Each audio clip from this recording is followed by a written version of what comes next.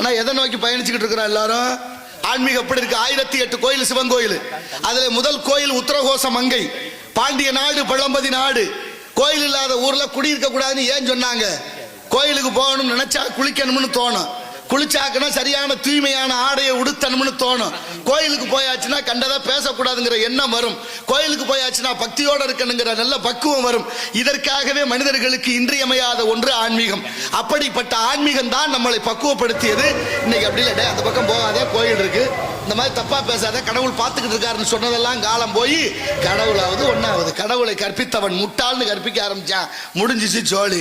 நம்ம பிள்ளையெல்லாம் செம்மை இல்லாமல் என்ன வேணாலும் செய்யற அளவுக்கு ஆளாயிட்டான். காரணம், காலத்தின் கோலமாக மாறியதனுடைய விளைவு எங்க போய் நிற்கிறது என்பதை சிந்தித்து பார்க்க வேண்டும் ஒவ்வொருத்தரும்.